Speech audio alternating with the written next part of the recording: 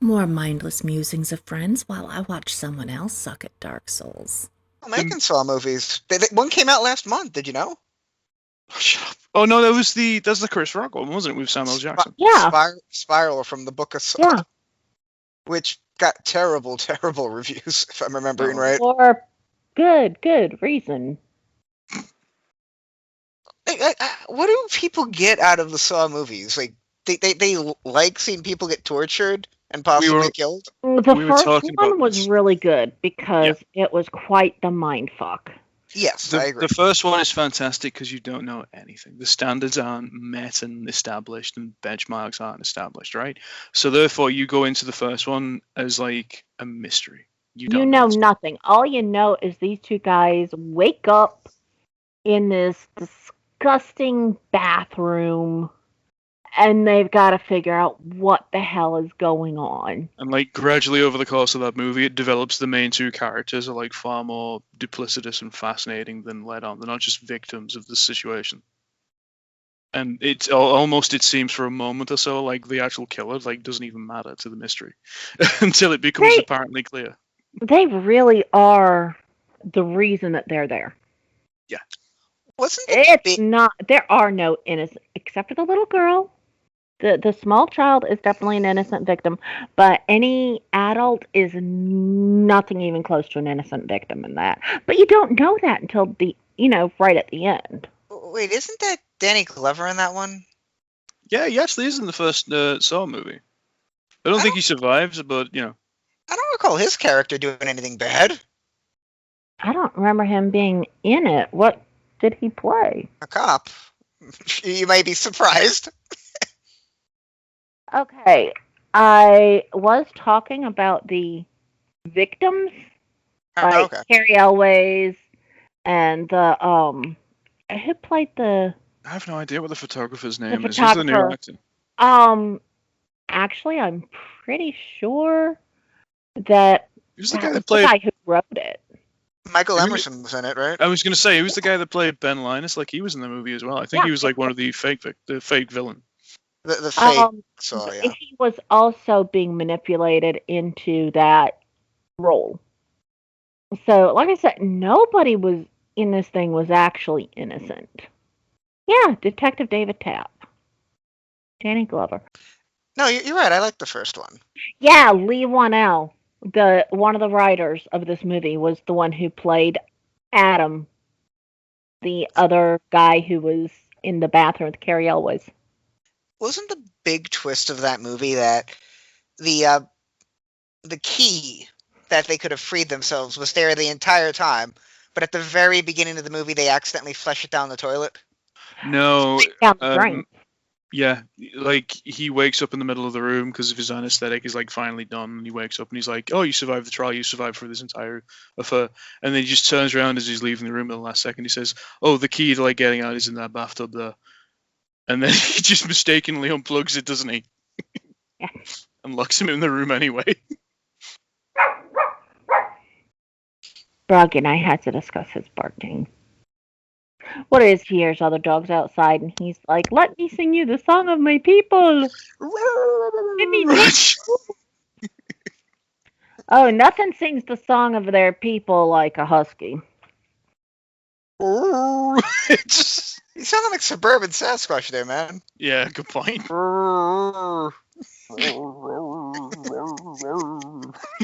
What was that sound effect? Come on. It sounds like a burrow, but like slowed down and reverbed. If I remember correctly, the video that was up of the dog kind of howling, overlaid with the cleric beast theme from Bloodborne. That was,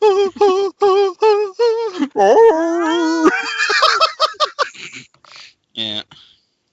Oh, the Cleric Beast was such an awesome boss design.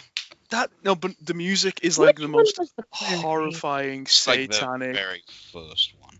Oh, Bloodborne. Okay. Yeah, we do fight another one later on. I think it was probably the final boss in the game we killed. Lawrence. Was that his name? The red one? I haven't suffered Bloodborne yet. Yeah, but you watched us play it, didn't you? Yes. Yeah, Cleric, but there, Cleric Beast is there just has so been iconic. But There has been requests for you to play Bloodborne on some of your other videos, so perhaps we should. I do believe I have the game, don't I? oh dear. It was free under the PlayStation Plus thing at some point. No, I'm pretty sure I have the disc. Yeah, she has the disc because of PlayStation Fildo, this new scheme that just came up. Hmm. I believe I have the disc.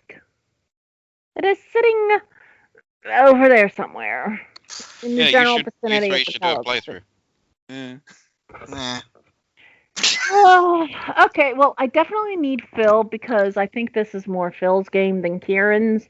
And then it's kind of a toss up between who do I get for the third, Kieran or Joe, because it's not a 4-player, it's only a 3-player, which kind Joe. of sucks. Karen's the more experienced player. Which would Yeah, but be why apparently it would you be kind of boring. kick So- ass. We kind of took Joe through in like his first attempt, but he's not interested in anything like that. I mean, Joe, you're absolutely playing Elden Ring with us, aren't you? I mean, Apparently I am. like it or not. Well, now you've experienced don't Dark have a Souls, choice. you know roughly how it plays. Elden Ring, I can probably guarantee is likely going to be fucking easier anyway. Oh yeah, Elden Ring is going to play just like DS3. You can see that like in They the know game. full well they're going to attract people who weren't interested in Dark Souls with Elden Ring, so they're going to make it easier. The company's not stiff. Plus, it's like that Zelda game anyway now. It's like open world. No, but they are sadistic. Open world co-op. Dark Souls, like incredible. Like what the hell? I have a curiosity of just what weird shit George put in the game. So for that, you know, Probably I- just item descriptions. It is on the hook. no, Maybe but an like, outline for a story, but George would put in the item descriptions. Why the hell are you reading this? Stuff like that. I'm just thinking about that. Like, all right, you pick up a loaf of bread, and there's like a dictionary for everything about the bread. this this special style of bread may to have the resemblance of a human phallus. Because that's what he does. Like, he puts more effort into food descriptions than he does dialogue. Wiener, wiener, wiener, wiener. No. That's the ending song for the game, Carl, when it hits the credits. Wiener, wiener, wiener. See, I was talking to a guy about the ending of DS3 earlier or the other day. Yeah. And he was having trouble with Soul of Cinders. And I was thinking, as far as final bosses go, or bosses just in general in that game, he wasn't super tough. Yeah, every single final FromSoft, yes, Dark Souls especially, like it's a victory lap. Come on, those last games. If it was Sekiro, different story entirely. But like all three of them, like Gwyn, Nashandra, and who was the guy at 3, Soul of Cinder, like they've all been pretty easy finales. But it's Sekiro's the complete fucking opposite, where the Oh, final yeah. boss of Sekiro is probably the hardest fucking boss In the out series, of like out of Demon Souls, Dark Souls, Bloodborne, and Sekiro, the hardest boss. But was like probably we've said to you, Saint Ashina. He's a fucking asshole. like we've said to you like a dozen times, like all of the really truly hard fights are like in the DLCs. Like, you know, the Incarnation of Darkness for like every Souls one, because every Souls game ends with an Incarnation of Fire, so the opposing thing is, you know, thematically concurrent. So you get like what, Manus, Father of the Abyss in the DS1. You get some bullcrap in the second DS2, which is terrible. And in DS3 you get like Slave Knight Gale and Dark Eden Medea. That's another game we all have. But you guys need to get PS5s before we can play it together. Demon Souls. Yeah. Yeah, true. God, my dear was such a pain in the ass. So, For, Kieran, did you know about this with Elden Ring? Like, this is the only title that FromSoft has like since come out and said like we've had more than enough time to complete it. Like all of the titles, Demon Souls, Dark Souls 1, like even that, like DS2, DS3, Sekiro even, and Bloodborne, they've all been rushed products. It's just because they had such a strong impetus and like groundwork for the direction and aesthetic that they were able to do what they want, but they still couldn't perfect everything. They couldn't add all the items they wanted into each game. Whereas like this one is like they've said this is the only complete product we've ever made. Welcome to Ireland, bitches. No, but no company should be able to say that because that's incredibly damning, don't you think? I mean, that's not necessarily entirely true. There's tons of cut content and whatnot for the Dark Souls games, but they don't release them unfinished. I mean, that's something you gotta give that company credit for. When they release a game, it fucking works. I mean, think about Bloodborne. Like, all the hidden content and stuff that they cut out of the game, that's, like, still on the game disc in the data. Oh yeah, I'm just saying, like, QA-wise, like, it's completely finished. You can't say it's not, it's just... It's there's no a lot of Cyberpunk. Cut and deleted content. It's no Cyberpunk Cyberpunk. doesn't Well, even It's more when they release Dark Souls, they've trimmed the fat. And then that gets added in later with DLC. Yeah, okay. Well, except for, like, Father What's-His-Face. Because wasn't he supposed to be a friendly at first before you fight him? Oh, it gets worse than that, Joe. Gascoigne? Yeah, Gascoigne. Like, Gascoigne's an NPC Yeah. earlier on. Yeah, you can summon him as a friendly NPC. Oh, you can? Because Yeah. I thought Can't that summon was him cut for Cleric content. Beast. No, But, you can genuinely summon him for Cleric Beast. Or There's a that number might of... have been cut from the original, so I think there might have been an update for that later on, but... Yeah. Okay, do you remember where you fight Orphan of Kos, Joe? You know, on that beach? Oh, yeah. In the DLC. So that area was like a completely different area originally, and that was intended to be like the ending of the game in the original one. Like, there's a cutout boss which just looks like a gigantic tentacle mass of blood, which obviously was supposed to be like the original thing that you fought, but it was cut out completely. It's still in the game data. Like in DS1, there was that old king, whatever his name was, you know, the missing boss from that. Mhm. So much stuff that they just cut out. We can totally agree, by the way, Elden Ring is a game of show so far. Like, just from a 3-minute trailer. They, oh god, Yeah, it's Miyazaki Elden was... Ring, that thing that is already shown at not E3. Yeah, true, Mm, fair point. mhm. It might show up in Yeah, like... that event that people wait months for that's literally 2 days before E3. It's totally just not a prologue for the fucking thing or anything. Totally not just an excuse for someone to welsh on a bed. Yeah. Apparently it rained out today. Yay. No. What? Rain good. Well, you're more used to it than me. 1, rain, great for agriculture. 2, it's actually quite hot, quite warm out, which at least for me it has been. Rain is nice and refreshing. I like rain. I like my sun. Rain's a necessary evil. Yeah, rain's great. I made a wise call of only doing 2 laps of the park today, apparently, instead of 3 on my bike. I had a feeling it was going to rain, I just didn't know it did. Pizza is kind of the basic bitch of fast food. Yeah. Basic bitch. It kind of is. It's the vanilla of Italian food. It's the vanilla of fast food. Yeah, but I like vanilla ice cream. Oh, vanilla done right is gorgeous. Yeah, vanilla. Right. We're talking like the basic fucking cheap shit vanilla rather than like actual good vanilla though. Good vanilla is fucking legendarily good. Basic fucking vanilla is just like, what's the fucking point?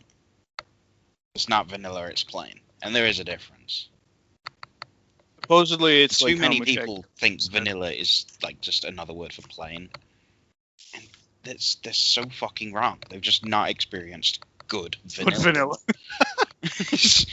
But I will die on this hill. It infuriates me. The shade of white is good, but you've not seen real white. It's kind of like that, you know? Shut up. Where we're going, we don't need ley lines. I'm organizing my new socks that I just got from Amazon. That Scarlet Nexus game looks really good. I've not tried the demo yet. I've downloaded it, though. It's pretty cool, like how almost everything in your environment can be used as a potential weapon to just toss at your enemy. I never played those Life is Strange games. Are they any good? Not really. They're like They're Telltale games, right? Yeah, they're essentially just Telltale games where you play as like a lead female character. Do you do that in a lot of Telltale games? Oh, that's the one with Ashley Birch, right? Life is Strange. Am I thinking of the right one? Ashley Burke's Life is Strange. I don't think she was in the first one. The first one's about like a doomed lesbian couple relationship with like psychic powers and time travel. Because why not? The second one, I think, was like a relationship between an older brother and a younger brother figure in like Canada or something. A friend of mine put into my head an interesting idea for watching bad movies. So, Watch every Fast and the Furious movie in reverse order. oh god, so it's like the movie series gradually slows down more as you keep going, The movies actually get better. So the movies actually start improving the more you watch them. and you see the. It's kind of like a memento theory, isn't it? I mean, Sammy Jenkins. Would it make more or less sense, though? What do you think? Carol, have you heard this theory that Joe's got? I was off kneading some bread, so. Okay, he thinks that if you watch the entire Fast and Furious series backwards, you know, from the very latest one to the very original one, it's a case of the movies get better as time goes on. So you have something to look forward to, but at the same time, the movies get slower too, because they're constantly trying to like outpace themselves every time.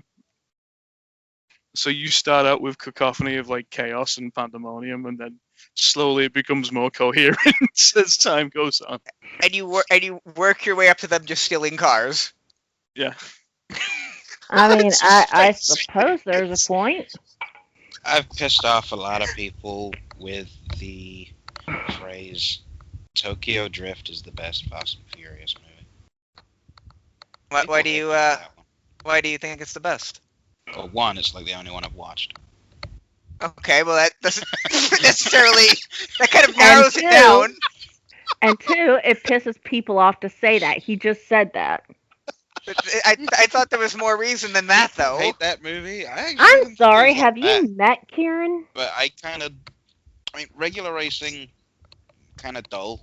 I don't know, the kind of drift racing things they do over in the East is quite interesting to watch.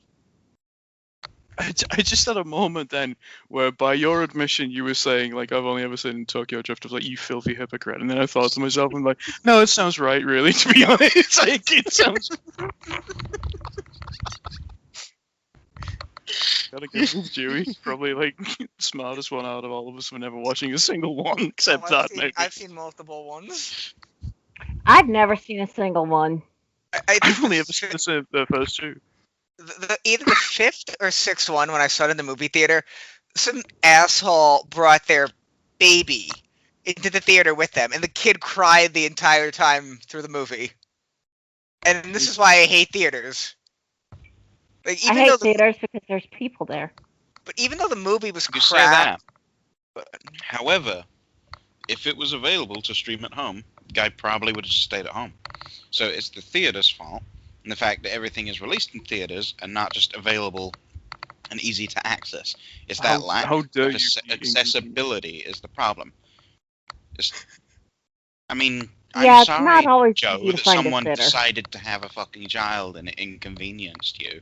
it's not that though. But bringing a baby to the movie theater, seeing a movie that clearly scared them, and you know, Well, maybe the sitter fell through, and what the fuck else could they do? I don't know, but it still kind of ruined the movie for me. Not that the movie needed much to be ruined. Walk out, get your money back. You always have that option. I probably should. It's kind of on you. All right, Captain Hindsight. It's what I should have done, but I didn't. They did I'm frequently. just saying, it's not that person's fault they had a child. I'm not saying it's their fault for having the You don't child. know what their situation is. I'm just saying the fault But was you bringing did have the option to walk out and not choosing that. makes that movie being. I did see the movie with company, and the company I was with didn't want to walk out. I was not watching it alone, so my choices weren't entirely my own. That's the group's problem. Regardless, the movie was still ruined as a result of them bringing a baby to the movie theater that frequently cried during the movie. I'm actually shocked the theater allowed that. It was probably just too loud in there for the baby. I'd imagine that would be the case. That or the baby had good taste and knew it was an awful movie. I'm trying to remember which one that was. If you want to go by recommendations for that, Joe, I mean, by all means, you can sit there watching, like, Peppa Pig or fucking whatever. I do. But I'm good. I do watch Peppa Pig with my youngest little cousin. I knew it. I don't even know what that is. That and Chip and Potato are her favorite show. I've never heard of that one, but alright. The way she says I only know the former because it's something my niece watched. And also before, I have cut up pork and like stuffed it inside peppers with some cheese and referred to it as that just for shits and giggles, knowing of this program. Baby Shark is another show she likes. Wait, that was an actual show? And they made it into one, yeah. I thought it was just some stupid song like It was on the bus. Yeah, it was. I'm pretty sure they just capitalized on it and made money off it, which can't blame them for. If you got the opportunity to make money through that 15 minutes of fame, you fucking take it. Yeah, of course. That's fair. Like, oh, she likes one other show, The Miraculous Ladybug. Okay, I am completely out of the loop with kids shows, and I'm fine with that. I've been out of the loop for a long time, and I'm fine with that. I can remember several years ago I went to Michael's, which is a craft store here for y'all who don't live here to know that. I have Michael's by me, by the way. Well, Kieran and Phil don't live over here. I've been to Michael's with you. Okay, well, Phil hasn't, has he? No, but context. Take you into Michael's. It doesn't matter. Go on. So I was in Michael's one time, and the cashiers were having a discussion about something. I'm pretty sure it had to do with Disney movies, because the one girl looked at me and said, "You like Frozen, right?" And I said, "Frozen what?" And she's like, "Frozen. Frozen what? Like frozen pizza? I mean, it's fine as a last ditch, but, And she was just so confused that I had no idea what the hell she was talking about, and I didn't. It was shortly after that I started actually paying attention to him and his constant let it go. And, oh, that must be... Let me go back to ignoring Joe. That's annoying. There's no need for that. I knew it. On that note, frozen yogurt, totally overrated. I think frozen yogurt's pretty okay. It's okay, but it's overrated, and ice cream's better. People talk about it, it's like, oh yeah, let's absolutely. Get that. It's like ice cream or something. It's like, no, frozen yogurt, quite frankly, compared to ice cream, it's crap. There's a reason Michael put it in the wink wink good place. Exactly. Yeah. The thing about frozen yogurt is it sounds better than it is. You hear frozen yogurt and it's like, oh yeah, that sounds good. And then you eat it and it's like, why do I want this? It's just kind of meh. I mean, it's not bad, but it's just never as good as a have good better. And while you're eating it, you realize you could be eating something better. And yeah, I was thinking to myself, sucks. like, what's wrong with ice cream? I mean, thing is, ice cream's great. Frozen yogurt is just terrible. The frozen yogurt is supposed to be a healthier option, lower in fat, etc., etc. And it's got its place if you're, on a diet and absolutely desperately cannot get your sleep. However, you always wind up kind of like, this is just way too thin, and it's not good enough. It's never good enough. If it makes you sit there like the guy who just recently discovered Coke and milk, then Ew. okay. Have you ever seen that guy, the meme, the Coca-Cola guy got, who like- just the guy who's like he mixes Coca-Cola from a bottle and he pours a glass of milk into like the same bottle, or like sorry, the glass, right? And he just sits there for a second, smiling like he's proud of himself. He drinks it, and then he just sits there thinking to himself like, "What have I done with my life?" It's like reached this point. See, Yeah. there was back in the 70s, early 80s, a show called Laverne and Shirley. It was a spin-off from Happy Days. I love that show. And Penny Marshall's character, Laverne, used to actually mix Pepsi and Coke and drink it. So I'm already familiar with the Pepsi and milk or Coke and milk, and it's just vile. All No. your days Coke milk. I'm trying to think of all the spin-offs Happy Days had. Laverne and Shirley, Mork and Mindy. Joni Loves Crazy. Chachi. Oh, that one. That's the worst one. But it still exists or Yeah. existed. And I think there was one more. It only had whatever the last one was. It was canceled relatively quickly. I know. I'm pretty sure there was another one. I just can't think of it for the life of me. Happy days. What was that Simpsons gag with Ron Howard? His best friend's a talking pie. Sold. You've done it again, Ron. These happy days are yours and mine. It ends there. And now that's going to bug me because I know there was another Happy Days spinoff. Google it if you want. Okay, spinoffs. Laverne and Shirley. Okay. Mork and Mindy. Joni Loves Chachi, which we've already discussed. There were 2 more. Oh, whoa. Out of the blue, spin-off of Happy Days, although scheduling error had the series airing prior to the main character's introduction on Happy Days, and Blansky's Beauties. Who? Yeah, called Blansky's Beauties. Starred Nancy Walker as a former Las Vegas showgirl, Nancy Blansky. 1 week before the show's premiere, the Blansky character appeared on Happy Days as a cousin of Howard Cunningham. Of course. Scott Baio and Linda Goodfriend co-starred before joining Happy Days the following fall, and Pat Morita reprised his role as Arnold. Similarly, Eddie Mecca of Laverne and Shirley played the cousin of his Carmine character, while pulling double duty as a regular in both shows. There was also a Ralph and Potsy show that never got picked up. They made like a pilot of it, but did not get picked up, and a Pinky Tuscadero show that, again, did not get picked up. There was actually the Fonz and Happy Days Gang cartoon that ran for 2 years.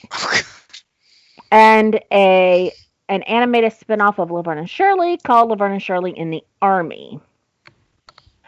Wait, what? Laverne and Shirley in the Army? In the Army. Yep. It was an animated spinoff. Oh, okay. No. That apparently didn't work well. I've never heard of this out of the blue. What else you got, Ron? Or the film this was about a Blansky's killer Beauties. robot.